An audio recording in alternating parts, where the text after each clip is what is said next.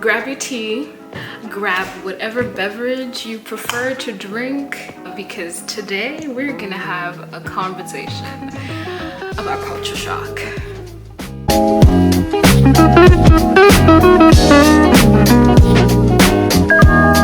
Hey everybody, welcome to another video. This is like episode 3 of the series that I'm doing in partnership with Education Matters with a grant that was provided by Education USA Zimbabwe. So let's get started.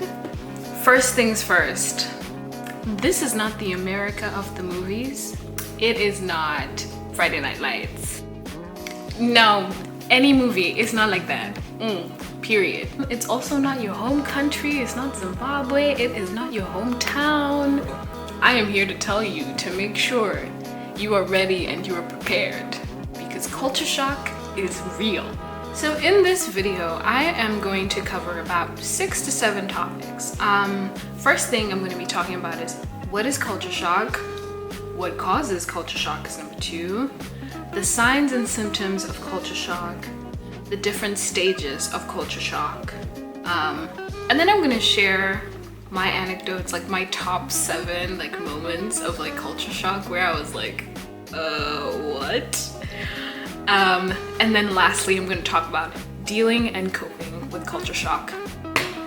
So what is culture shock? The social and like personal disorientation that you feel that's been triggered by like a new environment, new food, new people, and everything.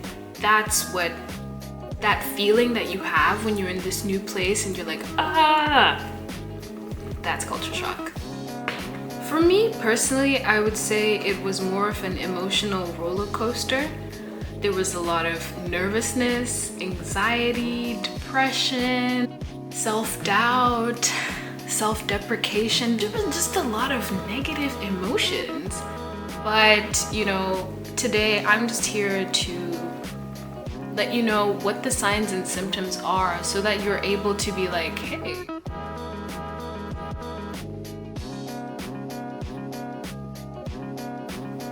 do not deny that you can't possibly have culture shock. Trust me, culture shock is very, very real for everybody.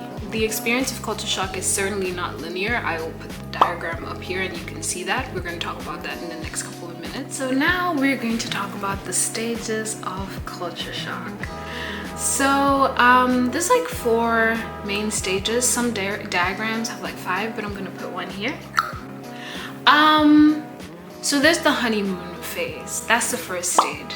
You get to the new place you're going to and it's like awesome. You're in love with everything. You love the culture.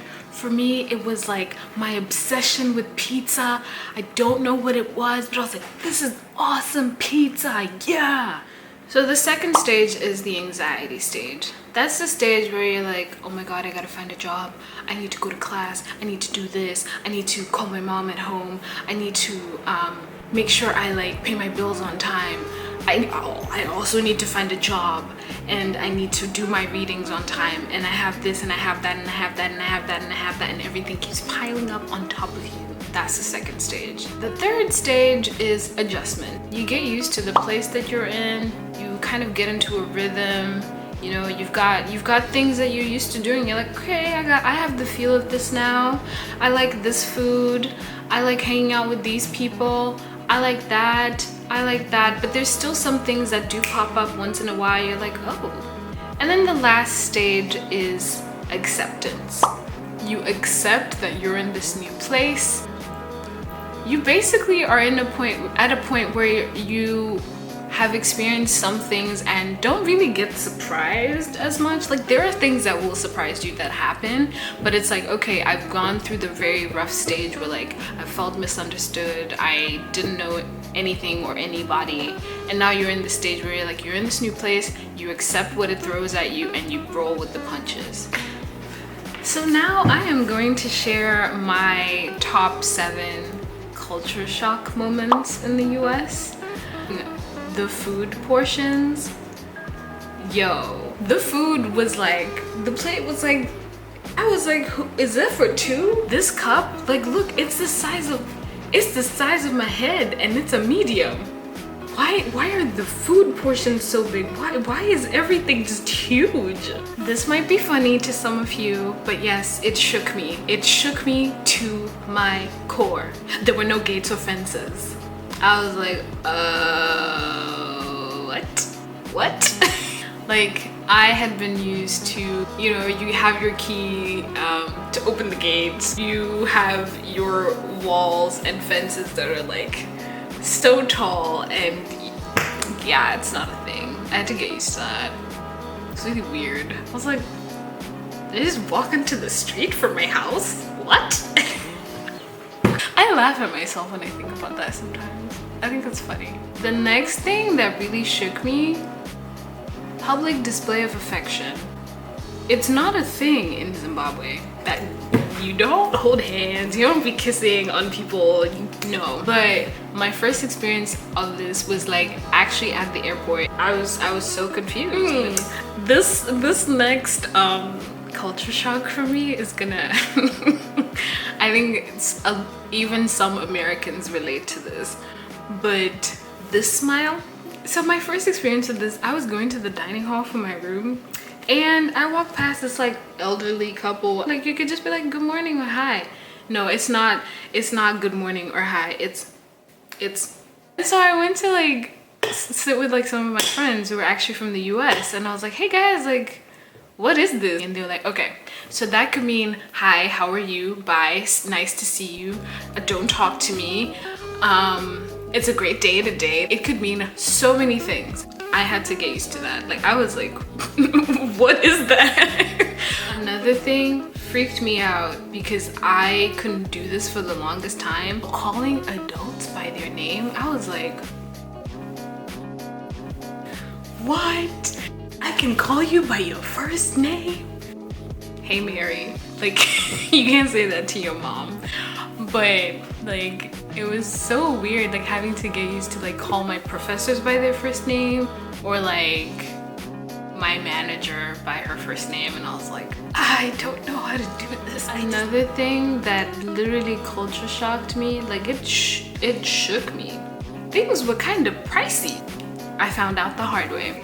The bread is $5. I was like everyone was like, but your country has had like inflation before. I'm like, yeah, that doesn't mean I'm prepared for $5 bread. What?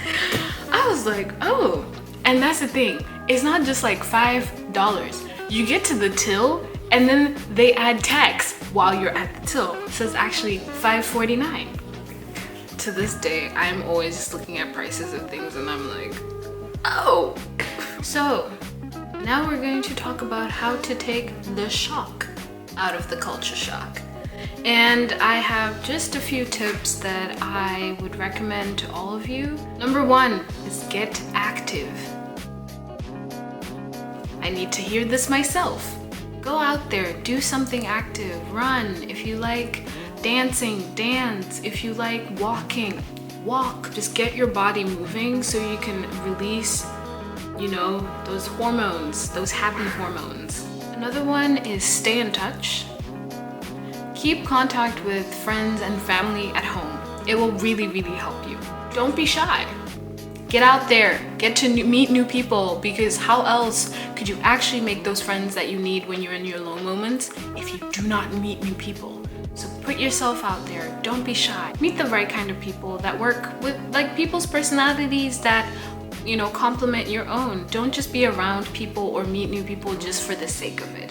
Make sure you're meeting new people who are positive-minded people that will help you in this transition in this new culture. Another thing, a lot of you might not want to hear this, but I needed to hear it, is stop thinking about home too much.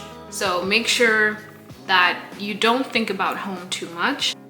When you think about home too much, you end up in this mindset where you're just comparing things, comparing experiences, and you will not be happy and you won't be able to settle in. And then here's some tips of coping with culture shock beforehand. Learn as much about the culture you're going into before you get there. Build the support network as soon as you arrive. Focus on the positive aspects of your new culture. Seek out guidance from other international students that you meet there in the new place that you're in, and ask questions and be like, how did you deal with this? Give yourself time to adapt. Always keep your sense of humor. I think I'm funny.